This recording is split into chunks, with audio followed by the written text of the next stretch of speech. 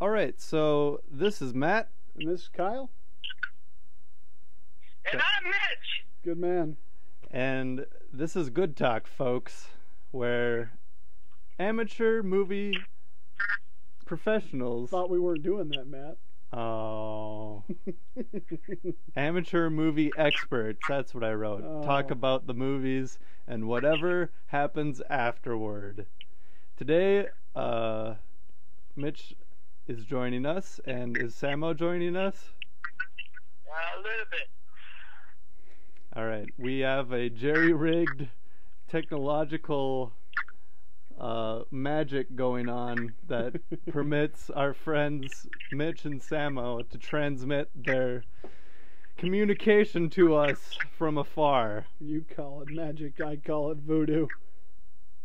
It's called movie magic. Oh, Uh-oh. I'm sorry. You're right. I see what you did there. So, yeah. Today, we would like to talk about the movie The Green Hornet that just came out recently. Directed by Michel Gondry. God, you had to say it. Starring Seth Rogen and the dude that plays Kato. Don't know his name off the top of my head. That Asian guy. Oh, boy. Yep. And it's basically the Batman story, except Seth Rogenized and Michel Gondryized. Yep, I think that's a good summation. But what's it based on, Mitch? Can you say that again, please? What's can you tell us about the source material for the Green Hornet? The source material? It's based off of a radio series that I personally enjoyed, that I have actually watched and whatnot. The graphic novel actually does a good interpretation of it. The graphic novel does a good interpretation of it. Yes, it is. I haven't seen it, but I'll take your word for it. Yeah, absolutely. But the original movie was done by Bruce Lee and some other actor. I did not. I might have been a little out of there when I saw it, but I think I was tired when I saw it. But both interpretations were done really great. The only difference is that when I saw the original, obviously the CGI wasn't coming around that much and whatnot. There was no CGI in the 60s or whatever when the original show was playing. No. Correct. That's what they want you to think.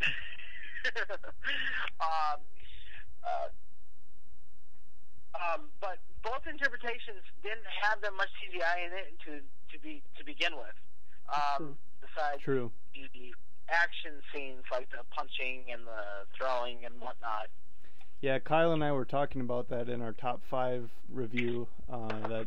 That's one of the things I really liked about it, is that there was not an excess amount of CGI in it. It's the main thing that I respected about that movie and about the filmmakers, is that they decided to use as many actual props and actual stunts as possible. That's always good. Absolutely. It's not like the Lord of the Rings or who am I thinking of? Star Lord of the Wars Rings, prequels? King Kong. Say again? The Star Wars prequels? No, not the Star Wars prequels. Oh. Pretty damn close. I'm thinking more of who is the director of King Kong and Peter the Jackson. Lord of the Rings? Say again? Never again. Peter Jackson. Yes, this will probably be the only time I'll say that. Peter Jackson. It's not like a Peter Jackson movie. It's very, very, very well done. Just like I like you said, Michel Gondry's movies.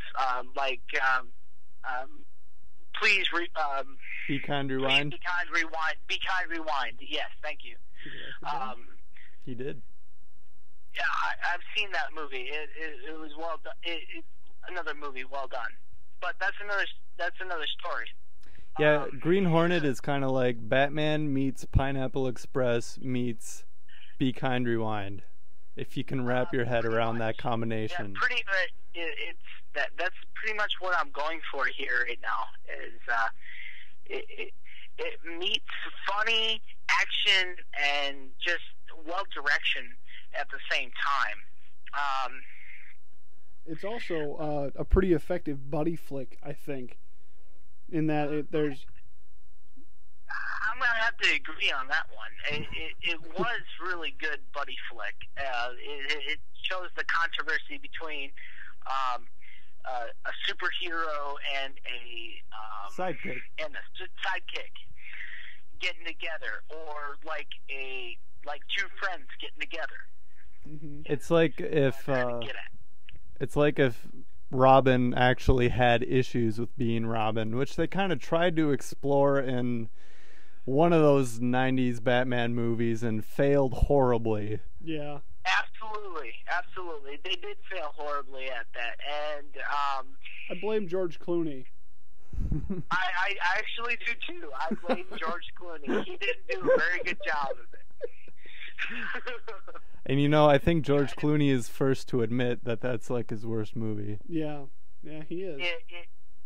It was his worst movie, and I think I haven't seen the new Robin that they want to come out with lately. You mean for the Dark Knight series? For the Dark Knight series that they trying to come out with. But I think that's what they're trying to go for the next one that I've read so far. There's definitely been a lot of speculation that Robin's going to come into the Dark Knight trilogy. So has Catwoman. Yeah. Catwoman is supposed to come in this next one. But it's not really confirmed who's the new characters are going to be in the Dark. One screwed up 14-year-old. That's true. I think pretty much the only thing that's been confirmed about The Dark Knight Rises is that it's called The Dark Knight Rises and Christopher Nolan's directing it. Is there a confirmation when it's supposed to come out or something? Probably. I'm not going to look it up because to do that I'm probably going to destroy our jerry-rigged setup we have here. But So what was you guys' favorite moment in the Green Hornet? I know mine was well, all right, anything with the car mostly, but when they're getting buried. Spoilers. When they're getting buried in the car, and the hero is freaking out, and the sidekick's kind of like, "All right, I can fix this. It's just good. I enjoyed that. Actually, to tell you the truth, my favorite part is being the fact that I base all of my characters off of Seth Rogen. I'm going to have to say that my favorite part is when Seth Rogen finally figures out how to be the Green Hornet and how to deal with a sidekick.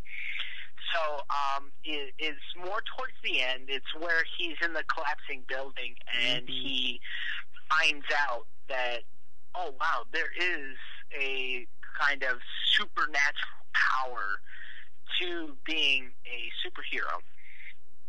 You know what I mean? Yeah.